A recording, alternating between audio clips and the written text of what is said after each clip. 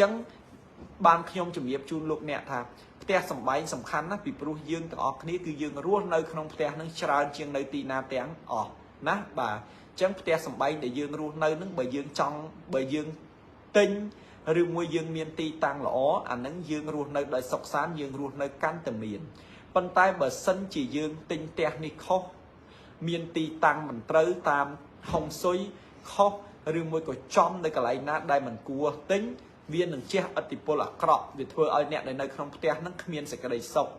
សុភមង្គលក៏គ្មានលុយក៏គ្មានហើយមានគ្រោះថ្នាក់ដល់អាយុជីវិតអីជាដើមទៀតនេះគឺជាកត្តាដែលទិញផ្ទះបងប្អូនសម្គាល់មើលពេលខ្លះយើងរស់នៅក្នុងផ្ទះចាស់របស់យើងដែលជាផ្ទះនៅក្នុងផ្លូវតូចឬមួយក៏ផ្ទះដែលផ្ទោចឬមួយផ្ទះដែលមិនសូវល្អប៉ុន្តែយើងរស់នៅមានសុភមង្គលប៉ុន្តែដល់ពេលយើងរកស៊ីមានទៅយើងទៅទិញផ្ទះធំផ្ទះវិឡាឬមួយក៏ភូមិគ្រឹះអីជាដើមប៉ុន្តែតាំងពីនៅភូមិគ្រឹះមកស្រាប់តែប្តីយើងបែកចិត្តទៅមានស្រីស្រាប់តែកូនយើងវាទៅភ្លើតដើរក្នុងផ្លូវខុសមានបាក់ពួកទំនើងអីអញ្ចឹងទៅហើយស្រាប់តែយើងនឹងធ្លាក់ខ្លួនឈឺអីអញ្ចឹងទៅកត្តាទាំងអស់នេះវាមិនមែនជារឿងចៃដន្យទេពេលខ្លះវាអាចមកពីទឹកដីជ័យភូមិផ្ទះរបស់យើងមិនល្អបន្តិចទៀតនេះខ្ញុំនឹងបង្ហាញជូនលោកអ្នកថាអ្វីទៅដែលជាផ្ទះដែលជាទឹកដីជ័យភូមិមិនល្អអញ្ចឹងសូមលោកអ្នកទាំងអស់រងចាំស្ដាប់ហើយទស្សនាហើយសម្គាល់មើលថាតើផ្ទះដែលយើងកំពុងតែរស់នៅនឹងចំនៅចំណុចអ្វីដែលលោកគ្រូបានជម្រាបជូនលោកអ្នកដែរឬអត់ណាហើយបើចំយើងក៏ចាំសម្គាល់មើលថាតើស្ថានភាពរបស់យើងដែលរស់នៅក្នុងផ្ទះដែលចំអ្វីដែលលោកគ្រូមហាជុំនឹងប្រាប់នឹងវាដូចស្ថានភាពដែលលោកគ្រូលើកឡើងឬអត់ហើយបើយើងមិនទាន់មានផ្ទះនៅទេយើងគ្រាន់តែនៅផ្ទះជួលនៅឡើយឬមួយក៏យើងមានកម្រោងផ្លាស់ប្ដូរផ្ទះថ្មីយើងស្ដាប់មើលហើយតើផ្ទះទាំងអស់នេះតើយើងគួរជៀសវាងនៅក្នុងការទិញផ្ទះទាំងអស់នេះបានដែរឬអត់បងឧបមាថាយើងកំពុងតែចង់ទិញផ្ទះហើយបាទចង់ទិញផ្ទះចង់ទៅនៅផ្ទះណាមួយថ្មីអីអញ្ចឹងណាបាទអញ្ចឹងយើងត្រូវសិក្សាឲ្យស៊ីជម្រៅសិនថាតើយើងគួរទិញផ្ទះរបៀបណាឲ្យសុខសប្បាយឲ្យហេងហើយផ្ទះរបៀបណាដែលយើងមិនគួរទិញអញ្ចឹងនៅក្នុងរាត្រីនេះបងប្អូនស្ដាប់ដោយយកចិត្តទុកដាក់ខ្ញុំនឹងបកស្រាយលម្អិតមួយឲ្យបងប្អូនបានដឹងថាតើផ្ទះរបៀបណាដែលបងប្អូនគួរទិញឲ្យបានសេចក្តីសុខសេចក្តីចម្រើនរស់នៅមានបានផ្ទះរបៀបណាដែលបងប្អូនមិនគួរទិញបាទផ្ទះល្មិចបងប្អូនមិនគួរទិញទៅមិនសូវសេចក្តីសុខទិញឲ្យមិនសូវល្អហើយបើសិនបើអាចចំណុចដែលគេហាមមិនឲ្យយើងទិញផ្ទះនៅក្នុងចំណុចទាំងអស់ហ្នឹងហើយវិច័យដំចំផ្ទះរបស់យើងដែលយើងកំពុងតែមានហើយនោះតើយើងត្រូវមានការកែខៃរបៀបម៉េចបានធ្វើឲ្យផ្ទះរបស់យើងនឹងប្រែคล้ายទៅជាផ្ទះមួយដែលល្អដែលជាផ្ទះមួយកែពីអាក្រក់មកល្អឡើងវិញណាដូចខ្ញុំបានជំរាបជូនលោកអ្នកអញ្ចឹងតាមក្បួនហុងស៊ុយគេប្រាប់អំពីចំណុចមិនល្អហើយក៏គេប្រាប់អំពីវិធីសាស្ត្រនៅក្នុងការកែខៃដែរហើយការកែខៃទោះបីជាវាមិនល្អ 100% ក៏ដោយក៏វាអាចកែខៃឲ្យបានល្អគ្រាន់បើមកវិញដែរអញ្ចឹងបងប្អូនដែលកំពុងតាមដានទស្សនានៅការ live របស់ខ្ញុំគ្រូមហាជុំនេះខ្ញុំគិតថាបងប្អូននឹងសិក្សាឆ្វេងយល់បន្ថែមហើយនឹងបានទទួលនៅចំណេះដឹងថ្មីបន្ថែមទៀតណាបាទទោះបីជាស្ដាប់ទៅវាងាយប៉ុន្តែវាជាអត្ថប្រយោជន៍ពេលខ្លះយើងអត់ទាន់ត្រូវការយើងគិតថាអូលោកគ្រូនិយាយធម្មតាទេប៉ុន្តែបើសិនបើយើងចង់បដូរផ្ទះឬមួយចង់ទៅទិញផ្ទះអ្វីដែលលោកគ្រូមហាជុំនិយាយហ្នឹងគឺវាជារឿងមួយដែលល្អដែលលោកអ្នកមិនពិបាកទៅរកអ្នកណាមួយឲ្យគេជួយម៉ែហុងស៊ុយម៉ែរាសីនៅក្នុងការទិញផ្ទះសម្បែងថ្មីអីទេអញ្ចឹងវាជារឿងមួយដែលល្អលោកអ្នកអាចកត់សម្គាល់ទុកទៅហើយបើសិនជាយើងមានផ្ទះធំទំនំខ្ពស់ហើយជៀសមិនផុតអំពីការទិញផ្ទះទៀតទេកូនយើងបងប្អូនយើងឬមួយញាតិជិតខាងយើងផ្ដល់ជាគំនិតផ្ដល់ជាយោបល់ជូនទៅពួកគាត់ហើយអញ្ចឹងខ្ញុំគ្រូមហាជុំនេះខ្ញុំក៏មកផ្ដល់ជាគំនិតផ្ដល់ជាយោបល់ជូនលោកអ្នកដែរខ្ញុំមិនមែនទៅចាប់បខំថាអូលោកអ្នកទាំងអស់គ្នាត្រូវតែទិញផ្ទះតាមខ្ញុំអត់ទេពាក្យថាខ្ញុំនេះគ្រាន់តែជាការផ្ដល់យោបល់អញ្ចឹងបើសិនជាលោកអ្នកគិតថាពីយោបល់របស់ខ្ញុំលើកឡើងនឹងសមរម្យលោកអ្នកអាចធ្វើបានលោកអ្នកក៏ធ្វើហើយប្រសិនបើលោកអ្នកគិតថាអូយោបល់គ្រូមហាជុំនេះមិនសមរម្យទេអានេះលោកអ្នកមិនបាច់ធ្វើទេណាបាទមិនបាច់ធ្វើទេបើគិតថាសមរម្យធ្វើហើយបើគិតថាមិនសមរម្យទេកុំធ្វើមានតែប៉ុណ្្នឹងទេណាបាទអ chẳng bong ôn con môi sơ con tầng ọc ní ở lời ní riêng tia sầm bánh cứ chia riêng môi đại sầm khăn chẳng nhom nâng lùng ở chuẩn bị chún thá chấm nói na khla đại dương tầng ọc ní mình cua tình tia chấm nói na khla đại dương mình cua tình tia nâng miên sát than đập hiệp bài mất bàn dương mình cua tình tia nâng riêng môi dương mình cua nơi tia rồi biệp nâng bà dương mình cua tính hay dương mình cua nơi chẳng là riêng tia ní môi bong ôn nhom xôm bẹp dục bal clay clay tia tầng ót trơi từ miền tây bồn tia tầng ót trơi từ miền tây bồn hai bờ tia ót tây bồn rồi lùi ót salt quạt khát mà là hốt bà tì muối tia tầng ót cứ trơi từ miền đồng bồn phần đây nhom vậy phần nắng bong ôn hạ chi sau chầm o oi nhom tiệt đấy vì đại tia na ót tây bồn lấy ót tây bồn nơi mình cài chẳng bong ônประกอบchi sau oi nhom mới thấy lục cụ mà hai chúng ta thà tia nát đấy đại optimal nè cụ hai chúng ta tia nát đại optimal cứ kia ở nơi kì bà tia đại optimal cứ chỉ tia muối đại ruộng nơi tới opson rồi ruộng nơi tới miền phiệt khoa khát hốt tụi bay này anh chia sai thay cái đó tụi bay này anh chia sấy cái đó con này anh nơi từ khoa khát đây này anh mình sầm bố này anh mình sầm bái này anh mình sơi chia là o của bà này bà chẳng tia optimal nâng bom ổn ngò lấy đấy vì mình đại tia nó optimal nơi mình cái bàn ấy bằng thái bàn ấy bằng phiến bom ổn hưởng tia optimal này cứ nhóm on dậy hưởng tia chơi tế cứ nhóm dậy riêng tia mỏ bà nhóm dậy riêng tia mỏ mùi chấm nuốn bà tia mỏ mùi chấm nuốn bom ổn á lục thuộc tia optimal này thuộc tia optimal nó cứ nè class tia là với anh có optimal nè class tia villa hay nơi optimal tiền bà tia là với tia villa để optimal nó cứ sầm đai từ lượp tia đại lượp tia mày tới tia đây cái chặt xi măng plong xe hay optimal khẩu pi lứa anh nó cái tia optimal này ưu tia hot thà tia bao dưỡng cứ dương phương mà tròn pi tròn bảy tròn buôn tròn phèm tròn chẳng á bom phôn á bà chẳng đọc pe là dương thơ hái dương chặt plong xe pi lứa chẳng bàn tay dương optimal ấy phọ pi lứa ní cái chip tia mỗi đại miền cả khoác hạt bà tia đại optimal lớn cứ tia miền cả khoác hạt đây chẳng pe được nhom vậy chẳng bom phôn con mũi từ mưa tia luôn anh mới thà tới tia bọc luôn anh miền optimal đại được ọt riu mũi còn này tia mối chặt plong xe mà sẽ lật chào thấy chóp anh nứng cứ tia đại miền cả khoác hạt đây cả ruột nơi chi và hiệp và chạm thay bao dương nó cứ tuột bay chỉ dương chia sải thay cả đói tuột bay dương chia cả hấp vào đây cả đói tuột bay chỉ dương chia công xây cả đói còn nơi tầm miền ca khoác hạt này chẳng tia đại optimal bom ôn đắng ấy ná bà nhung chi tam play nhung khơi tia khác quạt vì lá phần tái quạt optimal tế bà quạt thơ tia hái quạt thơ chia lập biệp đặt cái hai thả trường tiền trung vinh anh chẳng tới châu mơ tây sự hiệp ấy lừa tờ bố tia quạt chẳng tới miền phở tờ bố là linh chẳng tia optimal nâng hái cứ chỉ tia đại khoác hạt tia đại khoác hạt nâng bạn này tham mà chặt tia đại ruộng nơi không tia là biệp nâng cứ tua bay chỉ quạt miền thẳm nặng không buộc cả đói tua bay chỉ quạt miền nghi chia sẻ thay cả đói có quạt nơi ta khoác hạt là hột ấp che ban sờ bồ sờ bài thì che thật khoác lối á bà chẳng nâng tìm mùi tia đại optimal chẳng tia đại optimal bong ôn mình cua ruộng nơi tì hai bờ sân chỉ tia dương optimal nâng vị thi sang được không ca cai khái sưu tế bong ôn thơ optimal crop vì lừa từ cai còn từ ná bà phần này cái lô model kia máu cái tháo tia optimal một cái chân nâng nhom cùng đặng thương mạch đáy bàn tay còn lại bong ôn sờ máy mơn tích tới bởi dương miền tia optimal hai dương chuột nơi riêng bài này ọt ná anh ấy nhom dễ sầm bẹp tại bong ôn để miền tia optimal hai chi pieces tia là về mà chùm nuốn nơi không đi từ ní phnom penh cứ optimal tế đại sa khi chặt plong xe cắt bật chân máu cứ miền optimal tế ná bà chân bong ôn để miền tia optimal á cua kích bị cha nà lang vĩnh hơi thôi ca tre ri mơ thật ta tia optimal nâng cứ chỉ tia muối vàng mạch cứ lôi ập sòl ná lôi ập sòl anh nâng tì mùi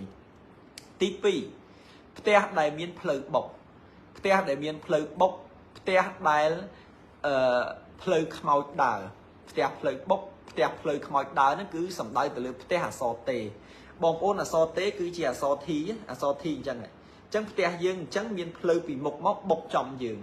thò mặt đá phơi về tay bay chỉ buồn mẹ nói bong ôn phơi về tay bay chỉ buồn thluộc tới thluộc màu son khàn bàn tay bong ôn tia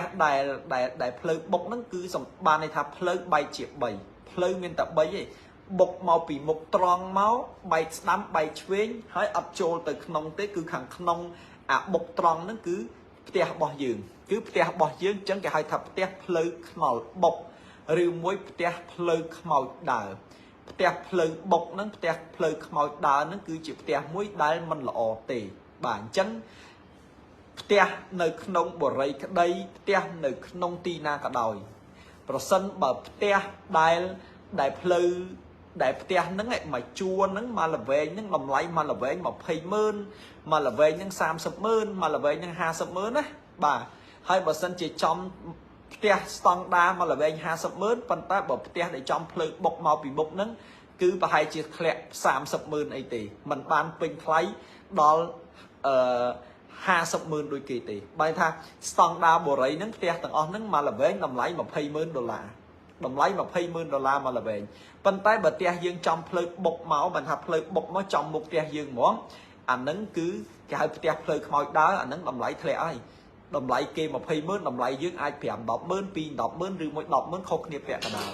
cứ cái vươn ông bay discount ôi thương mấy ôi từ luộc lại tới vì của tia ní bờ sân chỉ nè đăng kia mình tình tề vì của nè để luôn nơi không tia ní cứ mình sơ miên phiệp rít chầm raประมาณ tế hai con mình sơ miên phiệp lõ miên sụp hẹn mình có không trong cua sa đài nè luôn nơi không tia lời bọc vì mục nó cứ hiện chớn luôn nơi ọt miên sạch cái đầy sọc hai có ai miên panh ha của nặng cả lang rư muối có miên rương mình che chọc mình che hói rư muối có phơi ấy mình đôi chật phơi ấy mình đôi chật đó na bom phôn á bà bom phôn muối chùm nuốt và con chỉ chua rương đại phơi ấy mình đôi chật này cứ phơi ấy còn đại đôi chật đây bà cái phơi ấy có đôi chật đây đây cái lang bông lang sạc côn cái yên chọc thơ ca lang miên lang sải thay lang ông nhà phần này đây anh thơ ca du nơi tập phần nắng ọt lang côn anh thể hiện đòn pin đáy chuột mình tầm nương đào xe là le tới ọt ban bây giờ ấy ná bà côn kê ca hai côn miên chơi ở si miên ban lang sẽ thay lang vua côn anh ca kê hơi lên kia bật mui còn lên pi còn lên bay còn lên thưa ở dương nó chia mai chia ấy nhẹ tè nó cứ ọt sờ bài chật tì ná bà hơi xẹp đây sốc sốc côn sập hiệp yếp xa từ yên ôi là on á khổ nặng trả ra cho bắt băngอายุ ชีวิต ấy chẳng từ chẳng bài thà te trong pleu bọc nó cứ chia te đáy nhẹ để luôn nơi không te pleu bọc nó cái te khmoi đa chẳng te khmoi đa nó cứ vía che ở tịp pol cọ đó nhẹ te đầy cầm pông ruột nở nhẹ te đầy cầm pông ruột nở ấp lọ tề hay đây ban ấp lọ chặt bị đá cái chưa thà khmoi việc đá lứa đòn pleu chẳng ôm mà tha việc đá bị một màu tròn tăng tới vì trong từ tròn hay ọt miên pleu ở việc đá tới từ bốc pa trong tè giường chẳng việc khăn vía có nâng bánh chanh nợ ati pol với chữ miến mà oi giường chẳng tè giường đại pleu bốc nâng nừng rong nơi tham một pol mình lỗ tam có buồn hông số kỳ tham một pol giếng tham một pol khmoi nâng nừng che ati pol máu thừa giường nâng rong túc rong lục ba thưa ấy mình đôi chật thưa ấy mình đôi bầm nón thưa ấy che tại kho chất thưa ấy che tại kho bầm nón ná đôi nhung bàn lược lại mình trắng tia khmoi tia pleu khmoi đá rồi tia pleu thnal bọc nâng cứ bong ôn côn muối và hai chia bỏ bạ hỏi nơi không cá ruột nở hai pe khá hà lớn ní vi bỏ bạ đài tia dương bị muốn vi ở trong pleu thnal bọc tệ tia dương bị muốn vì trong pleu là o tê bàn tay sọc tê pivot cái pu pleu cái thưa pleu chẳng cái thưa pleu bị một máu bị chừng ngày chạy đó nó bị trong tia dương chẳng dương nợ dù hỏi vì ở đây thế bàn tay đó về cái pu pleu máu bọc trong tia dương còn bị che ở tịp pol mình là o đài khơi đầm bón pivot mai chùm nuốn nơi không đi từ ní không pin dương còn nhung khơi đài bị muốn cả lại nắng cứ dương ruột nơi sọc sán á đây miền đồng lại thay cọp bọc mà cả rễ bay $4,000 in chẳng từ sắp tới kia chặt đâm cài khay băng nó tới chia cả lại pivot cái thừa pleu xẹp tại pleu nó bị chạy đón bọc tới chóm tia bỏ giường chẳng tia bỏ giường nó lại vía lên miền hàng trên to từ tiệt ấy vía cọ hỏi vía mình là o tì ná bà anh đi coi chia cả ta muối coi dương thử bị giặt đái và sân bởi dương trong tới tinh te hay bởi dương tia khơi tia nó trong pleu bốc nâng dương có mình của tình đái vì miên ati pol mình ổ nâng chấm nốt mùi tiết đây chừng ham mình cua đái pro sân bảo tia nút miên và cô plương bị mục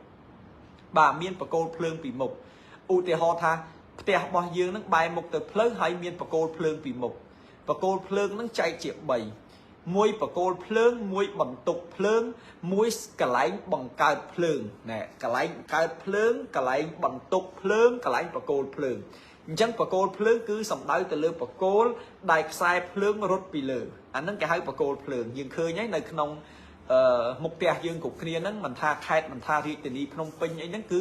មានបកគោលភ្លើងនៅពីមុខដែរប៉ុន្តែបកគោលភ្លើងហ្នឹងពេលខ្លះវាចៃដន្យវានៅមុខផ្ទះយើងចំមុខផ្ទះហ្មងចំមុខផ្ទះហ្មងហ្នឹងគឺវាក៏នឹងជះឥទ្ធិពលមិនល្អដល់យើងដែរអញ្ចឹងផ្ទះបកគោលភ្លើងផ្ទះបន្ទុកភ្លើងអញ្ចឹងធម្មតាភ្លើងគឺគេមានបកគោលច្រើនហើយគេមានកាប៊ីនភ្លើងរបស់គេអញ្ចឹងនៅក្នុងចំណុចមួយដែលពេលខ្លះវាចៃដន្យនៅចំមុខផ្ទះយើងនៅចំកន្លែងរ៉ូស៊ីរបស់យើងវាមានកន្លែងដែលគេតម្លាក់បន្ទុកភ្លើងបែរថាវាមានកាប៊ីនភ្លើងធំនៅក្នុងបកគោលភ្លើងនឹងហើយនៅកាប៊ីនភ្លើងធំនៅបកគោលភ្លើងវាតម្លាក់មកចុះមកដើម្បីចែកចាយឬមួយក៏ជាកន្លែងគេហៅថាមានផ្ទះគេធ្វើកន្លែងស្ថានីយ៍ផ្ទុកមួយទម្លាក់ភ្លើងមកនៅក្នុងចំណុចហ្នឹងអញ្ចឹងអាចចំណុចហ្នឹងក៏គេមិនគួរទិញដែរផ្ទះដែលមានបកគោលភ្លើងមានបន្ទុកអគ្គិសនីអីហ្នឹងក៏មិនគួរទិញដែរពីព្រោះវានឹងនាំឥទ្ធិពលមិនល្អពាក់ព័ន្ធជាមួយបញ្ហាសុខភាពពាក់ព័ន្ធជាមួយនឹងបញ្ហាផ្សេងអញ្ចឹងអ្នកដែលរស់នៅក្នុងផ្ទះបែបហ្នឹងគឺនឹងនាំឲ្យសុខភាពយើងទ្រុឌទ្រោមមិនល្អអាហ្នឹងក៏ជារឿងមួយដែលយើងត្រូវគិតដែរបើយើងមានលុយទៅទិញផ្ទះយើងមិនមែនចេះតែទិញទេយើងទៅមើលសិនណែបាទយើងទៅមើលសិនថាផ្ទះហ្នឹងវាយ៉ាងម៉េចវាចំនៅចំណុចដែលលោកគ្រូមហាជុំបានហាមឃាត់ដែរឬទេណាបងប្អូនណាបាទអាហ្នឹងទី1ហើយផ្ទះមួយទៀតបងប្អូនផ្ទះយើងពីមុខវាជាគេហៅថាកន្លែងស្ថានីយ៍អគ្គិសនីអីអញ្ចឹងណាបងប្អូនស្ថានីយ៍អគ្គិសនីបានន័យថាអគ្គិសនីហ្នឹងខាងមុខហ្នឹងវាគឺជាស្ថានីយ៍អគ្គិសនីហ្នឹងបានន័យថាពីមុខផ្ទះរបស់យើងហ្នឹងវាមានផ្លូវពីមុខផ្ទះរបស់យើងមានផ្លូវប៉ុន្តែអាទល់មុខផ្ទះយើងមួយទៀតនោះវាមានកន្លែងគេផលិតអគ្គិសនីមានបកគោលភ្លើងមានស៊ីតែនភ្លើងមានស្អីអញ៉ៃស្អីអូយស្អេកស្កះគឺក៏យើងនៅអត់បានដែរកាលណាយើងនៅកន្លែងបែបនេះគឺនឹងមានឥទ្ធិពលមិនល្អទេដល់កន្លែងយើងនៅគឺអត់មានសេចក្តីសុខទេក្តៅកាហាយហើយក៏ខ្វះនៅចរន្តសេដ្ឋកិច្ចហ្នឹងបានន័យថាក្បួនគេបានសរសេរថាវានឹងមិននាំឥទ្ធិពលឲ្យល្អទេហើយវាក៏នឹងមិនឲ្យផ្ទះម្ចាស់ផ្ទះហ្នឹងរស់នៅដោយសេចក្តីសុខដែរណាបាទហើយពេលខ្លះបើយើងនិយាយតាមក្បួនហុងស៊ុយវាបែបហ្នឹងប៉ុន្តែបើយើងនិយាយតាមន័យទូទៅយើងខ្លាចថ្ងៃណាមួយវាផ្ទុះអាបន្ទុកភ្លើងហ្នឹងទៅវាឆេះទៅវាមិនខ្ទេចខ្ទីអស់ហើយអញ្ចឹងអារម្មណ៍យើងវាអត់ល្អដែរអញ្ចឹងវាអាចគួមផ្សំគ្នាអញ្ចឹងតាមក្បួនគេសរសេរថាប្រសិនបើផ្ទះមានបន្ទុកភ្លើងអគ្គិសនីស្អេកស្កះឬមួយក៏ជាកន្លែងបន្តផលិតនៅអគ្គិសនីនៅចំពីមុខផ្ទះយើងពាក់ព័ន្ធមួយភ្លើងហ្នឹងគឺបងប្អូនកូនក្មួយមិនគួរទិញផ្ទះនៅទីនេះទេវានឹងនាំនៅធម្មពលមិនល្អដល់យើងពាក់ព័ន្ធមួយផ្នែកសុខភាពឈឺច្រើនអីច្រើនបាត់បង់សតិបញ្ញាអីជាដើមទៅអានឹងចំណុចមួយទៀតផ្ទះនៅទល់មុខវត្តនៅខាងកើតវត្តផ្ទះនៅខាងកើតវត្តណាបងប្អូនណាបាទក្បួនហុងស៊ុយក៏គេសរសេរមកដែរហើយនៅក្នុងនោះប្រពៃណីទំនៀមទម្លាប់ដូនតារបស់យើងក៏មានការហាម5ដែរបាទផ្ទះដែលនៅខាងកើតវត្តធម្មតាខាងកើតវត្តខ្មែររបស់យើងគឺតែងតែធ្វើព្រះវិហារបែរមុខទៅទិសខាងកើតខ្មែររបស់យើងធ្វើវិហារបែរមុខទៅទិសខាងកើតអញ្ចឹងពុទ្ធបដិមាបជីធំក៏គេធ្វើបែរប្រភពទៅទិសខាងកើតដែរហើយអញ្ចឹងខ្មែររបស់យើងគេជឿជាក់ថាប្រសិនបើយើងធ្វើផ្ទះនៅខាងកើតវត្តអញ្ចឹងចំទិសដែលព្រះអង្គបោះប្រណេតទៅបែរប្រភពទៅអញ្ចឹងអ្នកដែលរស់នៅក្នុងផ្ទះបែបនេះគឺគេហៅថានឹងមានរឿងមិនល្អទេរស់នៅមិនសូវមានសេចក្តីសុខរស់នៅមិនសូវមានគេហៅថារស់នៅអត់មានសេចក្តីសុខរស់នៅអត់មានភាពល្អប្រសើរបាទផ្ទះនៅខាងកើតវត្តបងប្អូនឃើញហ៎អញ្ចឹងបងប្អូនចំណាំមើលបងប្អូនជិះឡានជិះម៉ូតូទៅជិះទៅខេត្តក៏ដោយនៅពេញមួយចំនួនក៏ដោយខាងកើតវត្តអារាមហ្នឹងគឺភាគច្រើនមិនដែលមានផ្ទះប្រជាពលរដ្ឋនៅទេបាទមិនដែលមានផ្ទះប្រជាពលរដ្ឋនៅទេដោយសារអីដោយសារគេជឿជាក់ថាខាងកើតវត្តហ្នឹងប្រពៃណីដូនតាខ្មែរគេថា ចំព្រះបែរមុខទៅអញ្ចឹងកាលណាតែយើងនៅបាំងមុខព្រះវារងទឹកភ្នែករបស់ព្រះវាធ្វើឲ្យយើងនឹងរស់ស៊ីមិនបានវាធ្វើឲ្យយើងនឹងក្តៅក្រហាយវាធ្វើឲ្យយើងអត់ត្រជាក់ត្រជុំធ្វើឲ្យយើងនឹងមានការបាក់បែកផ្លូវនៅក្នុងក្រុមគ្រួសារអញ្ចឹងផ្ទះដែលបែរមុខទៅរកវត្តហ្នឹងគឺអត់សូវល្អប្រហែលទេបាទក៏គេហាមដែរណាគេហាមដែរបាទទី1ទី1ទៀតផ្ទះដែលទល់មុខមច្ឆាផ្ទះដែលទល់មុខមច្ឆាផ្ទះដែលទល់មុខមច្ឆាក៏ជាផ្ទះមួយដែលមិនល្អដែរគឺអត់សូវល្អទេផ្ទះដែលទល់មុខមច្ឆាហ្នឹងបានន័យថាពីមុខផ្ទះរបស់យើងហ្នឹងឆ្លងមកផ្លូវក៏ដោយប៉ុន្តែមានកន្លែងបូជាសពទីមច្ឆាហ្នឹងបែរថាឈាបនដ្ឋានណាឬមួយក៏ឡខ្មែរយើងគេហៅឡដើម្បីបូជាសពឬមួយឈាបនដ្ឋានអីចឹងណាឬមួយមច្ឆាចឹងណាទីមច្ឆាឡឈាបនដ្ឋានហ្នឹងក៏ហាមដែរឧបមាថាផ្ទះយើងនៅតាមផ្លូវចឹង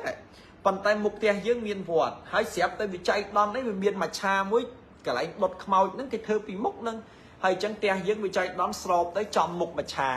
ចំមុខកន្លែងគេកប់ខ្មោចហ្នឹងដុតខ្មោចហ្នឹងអាហ្នឹងក៏ជាកន្លែងមួយដែលមិនល្អដែរណារស់នៅអត់មានសេចក្តីសុខទេដែលបុរាណលោកហាមមិនឲ្យនៅទេអាហ្នឹងទី1ទៀតអាមិនដឹងដល់ទីប៉ុន្មានទេណាប៉ុន្តែភ្លេចមើលលេខរៀងចេះទៅសិនហើយអញ្ចឹងផ្ទះទល់មុខមច្ឆាគេអត់ឲ្យនៅទេបាទគេអត់ឲ្យនៅទេប៉ុន្តែបើបងប្អូននៅហើយអាហ្នឹងធ្វើម៉េចអាហ្នឹងអត់មានធ្វើម៉េចទេគេមានវិធីកែអញ្ចឹងកែយ៉ាងម៉េចគឺខ្ញុំមិនទាន់ប្រាប់ទេខ្ញុំនិយាយអស់សិនបានខ្ញុំប្រាប់ក្រោយផ្ទះទល់មុខមច្ឆាក៏គេមិនឲ្យនៅដែរផ្ទះទល់មុខភ្នោខ្មោចផ្ទះទល់មុខភ្នោខ្មោចក៏គេមិនឲ្យនៅដែរហេតុអីបានគេមិនឲ្យនៅផ្ទះទល់មុខភ្នោខ្មោចពីព្រោះថាបើកទ្វារឡើងឃើញខ្មោចថាមពលមិនល្អនឹងជះមកចូលក្នុងផ្ទះយើងអញ្ចឹងបងប្អូនកូនក្មួយខ្ញុំឃើញនៅតាមស្រុកស្រែជនបទស្រុកស្រែចំការអាផ្ទះទល់គូតគ្នាមានផ្លូវណាបាទខ្ញុំឃើញមានច្រើនផ្ទះនៅស្រុកស្រែចំការឧទាហរណ៍ថាផ្ទះរបស់យើងនឹងបែរមុខទៅរកផ្លូវប៉ុន្តែក្រោយផ្ទះរបស់យើងមានផ្លូវមួយទៀតបែរថាផ្ទះយើងផ្លូវ2មុខផ្ទះយើងក៏មានផ្លូវក្រោយផ្ទះយើងក៏មានផ្លូវមុខផ្ទះយើងក៏មានផ្លូវក្រោយផ្ទះយើងក៏មានផ្លូវយល់ទេអញ្ចឹងមុខផ្ទះយើងមានផ្លូវក្រោយផ្ទះយើងមានផ្លូវអញ្ចឹងកាលណាក្រោយផ្ទះយើងមានផ្លូវបានន័យថាមានអ្នកដែលនៅពីក្រោយផ្ទះយើងទៀតហើយប៉ុន្តែយើងនៅពីមុខយើងមានផ្លូវហើយប៉ុន្តែក្រោយផ្ទះរបស់យើងអត់នៅស្រាក់តែយើងយកខ្មោចមកកប់ដូនតាជីដូនជីតារបស់យើងក្រោយពីគាត់ស្លាប់ទៅយកគាត់មកបញ្ចុះនៅក្រោយផ្ទះយើងយកគាត់មកបញ្ចុះនៅក្រោយផ្ទះហ្នឹងចឹងយើងអត់អីទេប៉ុន្តែអាផ្ទះផ្សេងទៀតនោះដែលគាត់នៅពីក្រោយយើងនោះគាត់បែរមុខមកយើងនោះដែលចំខ្មោចដូនតាយើងនោះអានឹងអ្នកដែលនៅក្នុងក៏អត់ល្អដែរថាមពលយីងថាមពលខ្មោចនឹងមិននឹងផ្ដល់នៅពន្លឺអាក្រក់ដល់ផ្ទះរបស់យើងដែលធ្វើឲ្យយើងនឹងមិនល្អអានឹងក៏មិនល្អដែរហើយផ្ទះដែលមានកញ្ចក់ចាំងផ្លាតចូលផ្ទះដែលមានកញ្ចក់ចាំងផ្លាតចូលបងប្អូនណាបាទកញ្ចក់ដែលចាំងផ្លាតចូលនោះវាមាន3រឿងទៀតទី1វាអចេតនាទី2ចេតនាទី3ចៃដន្យអាផ្ទះកញ្ចក់ផ្លាតចូលហ្នឹងបងប្អូនចឹងឧបមាថាផ្ទះយើងហ្នឹងវានៅទល់មុខអាគារមួយខ្ពស់នៅទល់មុខអាគារមួយខ្ពស់ប៉ុន្តែអាគារហ្នឹងគេដាក់កញ្ចក់គេដាក់កញ្ចក់អាគារសម័យថ្មីបងប្អូនគេដាក់កញ្ចក់បាំងអីចឹងធម្មតាអាគារគេខុនដូគេចឹងគេដាក់កញ្ចក់ណាចឹងអាកញ្ចក់ហ្នឹងណាវាចៃដន្យថ្ងៃរះមកវាបុកកញ្ចក់ហ្នឹងមកវាបុកមកប៉ះចូលមកដល់ផ្ទះរបស់យើងអញ្ចឹងអាពន្លឺដែលផ្លាតពីកញ្ចក់មកចូលផ្ទះយើងហ្នឹងគឺវានឹងផ្ដល់ភាពក្តៅក្រហាយវាផ្ដល់ភាពមិនល្អធ្វើឲ្យក្រុមគ្រួសារយើងចេះតែក្តៅធ្វើឲ្យប្តីយើងចេះតែក្តៅក្រហាយចេះតែឆ្លោះចេះតែទាស់តែងអានឹងក៏វាជះឥទ្ធិពលមិនល្អចូលមកដល់នៅក្នុងផ្ទះរបស់យើងដែរដែលយើងគួរគិតដែរអានឹងដោយអចេតនាដោយចេតនាអ្នកដែលទល់មុខផ្ទះយើងនឹងវាក្តៅក្រហាយវាស្អប់វាចំណែននឹងទាឈ្នានេះយើងវាក៏យកអាកញ្ចក់ណាមួយនឹងយកមកដាក់ផ្ទះវាទៅដើម្បីឲ្យវាផ្លាតមកបុកចូលផ្ទះយើងជះឥទ្ធិពលអាក្រក់មកដល់យើងអានឹងអចេតនាចំទួយណាចង់ឲ្យឃើញគ្រួសារយើងមានបានឃើញគ្រួសារយើងរីកចម្រើនឃើញគ្រួសារយើងកាក់កបចង់ឲ្យយើងរលាយចង់ឲ្យយើងហិនហោចក៏យកកញ្ចក់មកផ្ទាំងមកគេដាក់ផ្ទះគេទេប៉ុន្តែថ្ងៃបុកមកផ្លាតទៅដល់ផ្ទះគេព្រឹបផ្លាតមកដល់ផ្ទះយើងអញ្ចឹងផ្ទះយើងនឹងវាទៅជាផ្ទះមួយដែល នាំនៅអធិពលមិនល្អដោយសារការផ្លាតនៅលទ្ធផលអាក្រក់នោះពីផ្ទះគេចូលមកអានឹងវាចេតនាប៉ុន្តែមួយទៀតផ្លាតមកដែរប៉ុន្តែផ្លាតអចេតនាដោយសារអីឧទាហរណ៍ថានៅក្នុងផ្ទះយើងវាអត់សូវមានសុភមង្គលទេរស់នៅវាមិនល្អរស់នៅចេះឆ្លោះប្រកែកគ្នាអញ្ចឹងទៅយើងក៏ទៅរកចិនសែមើលចិនសែថាអ្នកឯងដាក់កញ្ចក់នៅលើទីជ្រូអែទៅនៅលើជំនាងផ្ទះទៅនោះវានឹងផ្លាតចេញឲ្យរឿងធម្មពលអាក្រក់អាវាអចេតនាទេគេធ្វើដើម្បីកុំឲ្យគ្រួសារគេឆ្លោះគ្នាទេប៉ុន្តែវាចង្រៃចៃដន្យវាផ្លាតចូលមកដល់ផ្ទះយើងអញ្ចឹងយើងនឹងក៏វារងថ្មបាក់ពីគេវាក៏ធ្វើឲ្យយើងនឹងវាទៅជាផ្ទះដែលមានទឹកដីជ័យភូមិអត់ល្អដែរអានឹងក៏ផ្ទះដែលយើងត្រូវមានការហាម5ដែរផ្ទះដែលយើងត្រូវមានការហាម5ដែរបងប្អូនអញ្ចឹងណាអញ្ចឹងក៏ត្រូវតែប្រយ័ត្នក៏ត្រូវតែគិតរឿងនឹងដែរណាក៏សិតតែជាចំណុចដែលខ្ញុំលើកមកនិយាយជំរាបជូនលោកអ្នកហ្នឹងគឺជាចំណុចមួយដែលលោកអ្នកគួរគិតហើយក៏ពិចារណាថាតើផ្ទះរបស់យើងហ្នឹងគឺយើងរស់នៅបែបរបៀបម៉េចណាប្រយ័ត្នណារឿងផ្ទះសម្បែងមិនមែនចេះទៅទិញណាមិនមែនចេះតែមានលុយទៅទិញផ្ទះមិនមែនចេះតែមានលុយទៅទិញទេបាទអញ្ចឹងអានឹងក៏ជាកត្តាមួយដែលយើងត្រូវមានការគិតពិចារណាដែរផ្ទះទល់មុខធ្នោខ្មោចផ្ទះទល់មុខចែកដីផ្ទះចាំងនៅពន្លឺចូលមកអានឹងអត់ល្អទេណាបាទកុំគិតថាមិនអីណាប្តីពុនឆ្លោះគ្នាមកពីមនុស្សអានឹងមិនមែនទេពេលខ្លះវាគឺជាកត្តាមួយដែលរួមផ្សំចូលមកបាទហើយបងប្អូននៅមានរឿងច្រើនទៀតដែលខ្ញុំនិយាយដែលខ្ញុំមានច្រើនទៀតប៉ុន្តែរឿងខ្លះខ្ញុំអត់ចង់និយាយទេប៉ុន្តែរឿងខ្លះវាត្រូវតែនិយាយបាទវាត្រូវតែនិយាយណាបងប្អូនណាបាទហើយឥឡូវស្រុកទេសរីកចម្រើន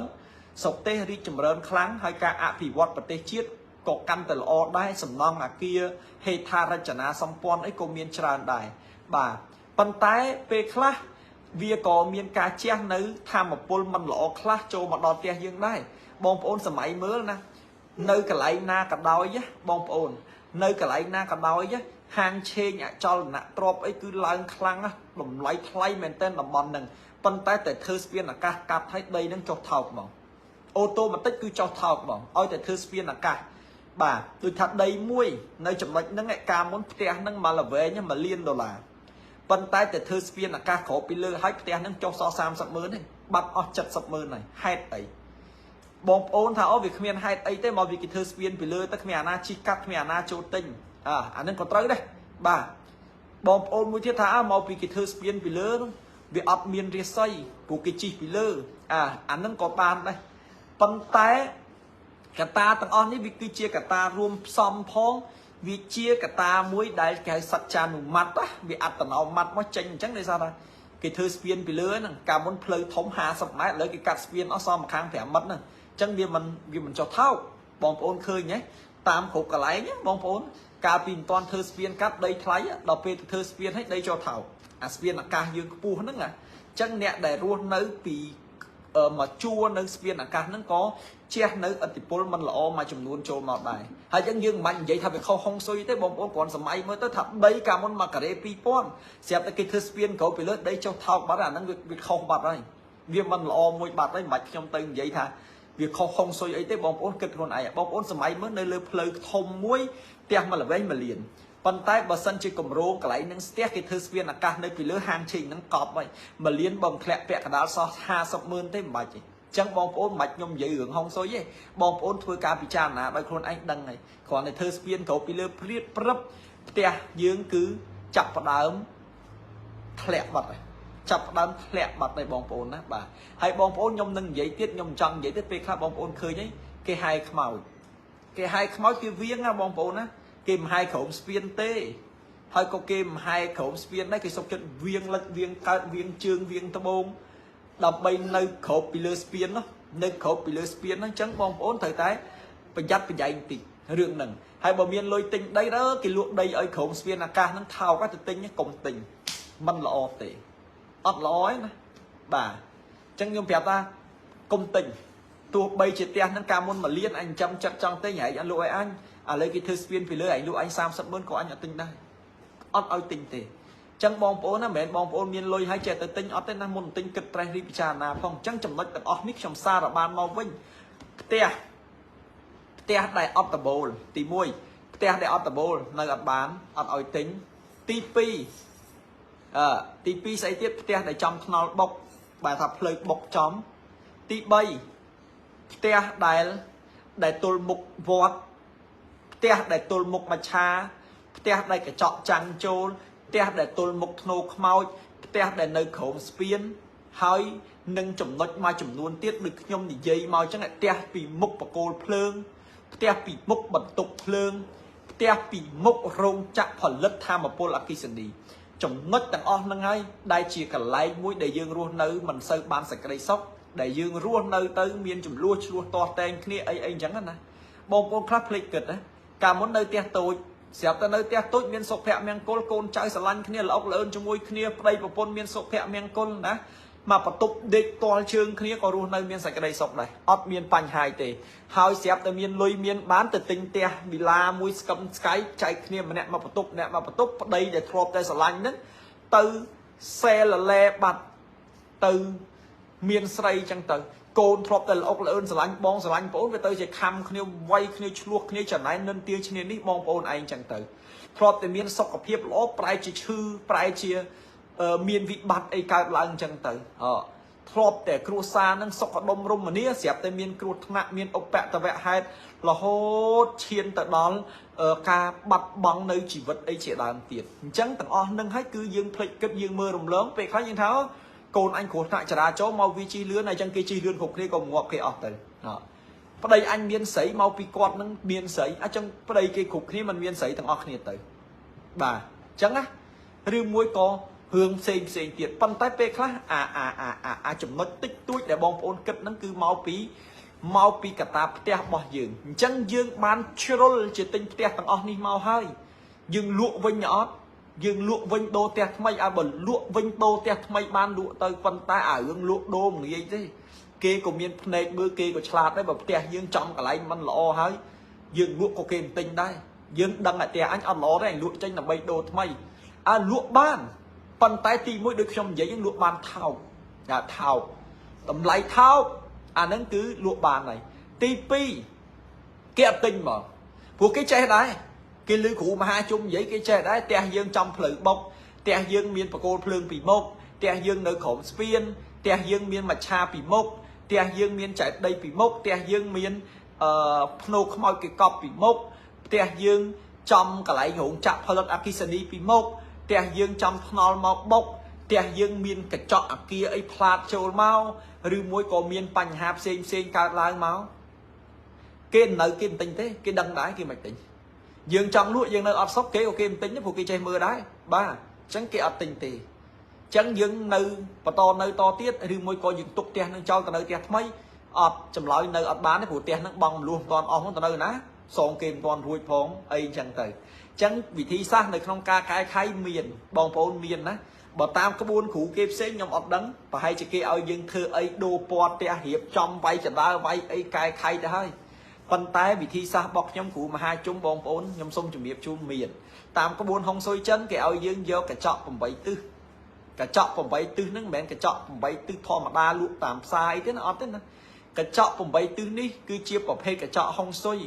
ដែលគេបានផ្សើមនៅរាសីរួចជាស្រេចនៅក្នុងនេះដើម្បីដាក់ប្រឆាំងនៅរឿងឥទ្ធិពលមិនល្អដែលជះចូលផ្ទះរបស់យើងអញ្ចឹងពាក្យថា8ទិសហ្នឹងគឺតំណាងឲ្យទិសទាំង8អញ្ចឹងយើងដឹងថានៅក្នុងចក្រវាលផែនដីយើងហ្នឹងគឺមានទិសទាំងអស់8ទិសតូច4ទិសធំ4ណាទិសធំ4មានស្អីខ្លះតក្សិណត្បូងអីអញ្ចឹងទៅត្បូងជើងលិចកើតណាអាទិសតូច4មានអាគ្នេយ៍មាននិរដីមានពាយ័ព្យមានអីអញ្ចឹងណាលិចឈៀងកើតឈៀងជើងអីហ្នឹងអាហ្នឹង8អញ្ចឹងពាក្យថាកញ្ចក់8ទិសនេះគឺជា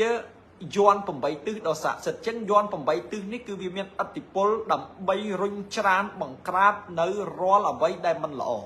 ឧទាហរណ៍ថាអ្នកឯងមកពីណាក៏ដោយអត់ផុតទេទិសទាំង8ហ្នឹងតែចូលមកគឺវានឹងច្រានទៅវិញព្រោះថាកញ្ចក់8ទិសនេះវាមានធម៌ពលពិសេសដើម្បីបំផ្លាញឬមួយក៏ត្រឡប់ទៅវិញនៅឥទ្ធិពលមិនល្អអ្នកឯងផ្ទះអ្នកឯងវាផ្លាតកញ្ចក់ចូលផ្ទះអញនាំធម៌ពលមិនល្អអញដាក់កញ្ចក់8ទិសទៅវានឹងជះទៅរកអ្នកឯងវិញអញ្ចឹងកញ្ចក់8ទិសនេះគឺខ្លាំងជាងកញ្ចក់មួយទិសកញ្ចក់មួយទិសមិនកញ្ចក់មួយទិសតែដាក់ហើយគឺវាបានតែមួយទិសនឹងកញ្ចក់ទិសផ្សេងទៀត ប៉ុន្តែបើកញ្ចក់8ទិសវាតែចូលមកពីទិសណាក៏វានឹងត្រូវទៅវិញដែរចឹងបើសិនជាបងប្អូនមានផ្ទះណាដែលចំផ្លូវបុកក្តីផ្ទះណានៅក្រោមស្ពានក្តីផ្ទះណានៅទល់មុខវត្តនៅទល់មុខចែកដីនៅទល់មុខមច្ឆានៅទល់មុខធ្នូខ្មោចនៅទល់មុខបកគោលភ្លើងនៅអីមានពលឺមានអីចាំងចូលមកយើងចង់កែខៃផ្ទះយើងឲ្យល្អឲ្យរស់នៅដោយសុខសាន្តងាយស្រួលបងប្អូនគឺបងប្អូនត្រូវយកកញ្ចក់8ទិសយកមកដាក់ចំពីមុខផ្ទះបងប្អូនហើយកញ្ចក់8ទិសហ្នឹងមិនមែនចេះតែដាក់ឯណាព្រោះអ្នកខ្លះគេថាអូខ្វះអីនៅផ្សារណាខ្វះអីផ្សារបឹងកេងកងផ្សារបឹងតបៃផ្សារទួលតពុងផ្សារ